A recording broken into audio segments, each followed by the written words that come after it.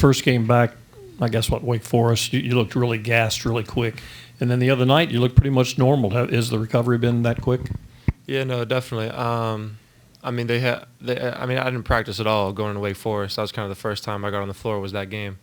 So all the practices leading up to Georgia Tech and individual workouts and all that kind of got my wind back and get my legs under me for sure.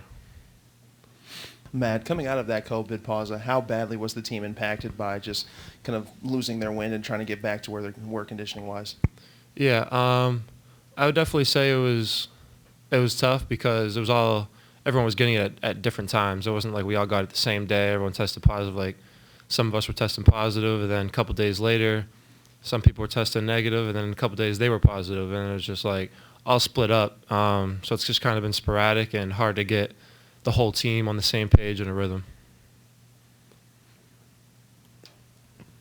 What do you think you guys have done the last couple of weeks offensively? Where's your focus been, and what are you still trying to figure out there?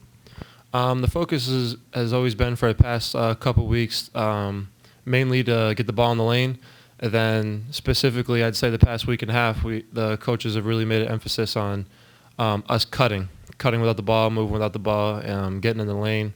And eventually that will create open looks on threes. But the main push has really been to get the ball in the lane and cut off those looks. With that emphasis to get the ball in the lane, how do you think that helps you against a team like Pitt, who plays almost exclusively inside the perimeter? Yeah, I mean, we've been obviously going over certain offenses that go against their specific style of defense, and they like to switch it up a lot. They don't really play one thing. I mean, they'll go zone, then they'll go man. Just depending on what's going on, they'll switch it up most of the game. So we've kind of Coach Mack has kind of put in an offense in a way that's really going to help us shift them away where it's going to get us in the lane in the spot where we want it. They have a big guy, kind of everything runs through. Do you guys, even as guards, have to have some focus there defensively? Yeah, definitely. We've kind of gone over pretty much when he gets the ball, just always obviously have an eye on your guy because he could cut if you put all the eyes on him, but definitely be in help, stun at it, make him pick it up. So we definitely have been putting a focus knowing that they go through him 90% of the game. It's early, but you look at the standings and you're tied with your old school. Have you been in contact with your buddies at all? Yeah, no, definitely. I've definitely talked to some of the guys on the team throughout the whole season, even before we got into conference play. You know, I don't have any problems with the guys, this and that, so I'm happy they're doing well, and I talk to them all the time. Matt, when you look at the game the other night, this late in the game, you all executed a couple times on both ends of the floor to kind of pull that one out. Can you kind of specifically take us through your steal or how you came up with that ball at the end, because it ended up being maybe the biggest play of the night?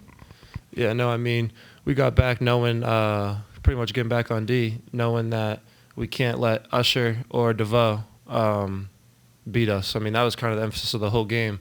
Obviously, they got their fair share of points because, I mean, they're tough. They're tough to stop. They're good. So the main was really when they get the ball, when they come down, knowing that they're going to want to take that final shot and their coach is going to go to them for the final shot.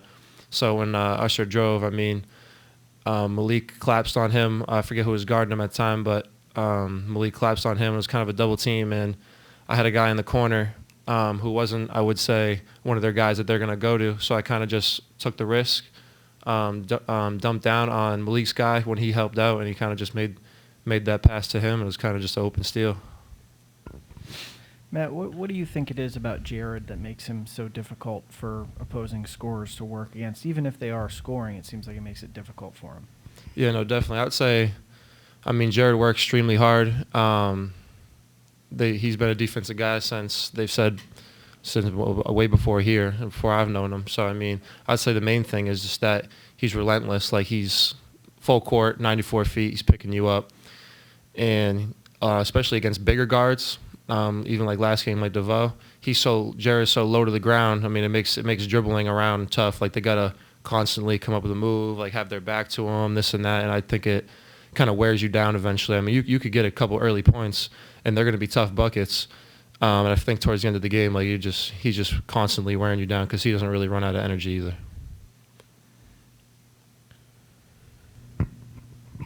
He's so good on the ball that when he's defending the player who has the ball, are you less inclined to drop off your man knowing he's likely not going to need help? Definitely. I mean, knowing obviously who's on the ball, you play, but like always got to be in the lane in the gap, because if I don't do my job, then I'll definitely hear about that after the game. So I mean, I definitely got to be in my position. But with Jared, I definitely be in a little less, knowing that he can keep his guy in front at all times.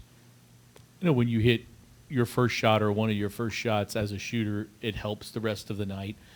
But does it help you in other areas also have a better game, do you feel like? Because the other night you hit 2 early shots, and it seemed like everything else kind of fed off that a little bit. Yeah, definitely. I would say not even just for the rhythm do early shots help, but I would say because it also opens up everything of how the defense is going to play you. You hit 2 early ones, now they're immediately in their head is thinking close out on a shooter, and now it kind of opens up everything else because they're so worried about that for the rest of the game because they saw that early on. And kind of like the way Georgia Tech has a unique zone, me and Noah kind of hit early threes, and they completely changed it. We're not letting us get it to the corner, and Malik was open for the roll almost the rest of the whole game. So they made cuts, and Malik's roll much easier for us.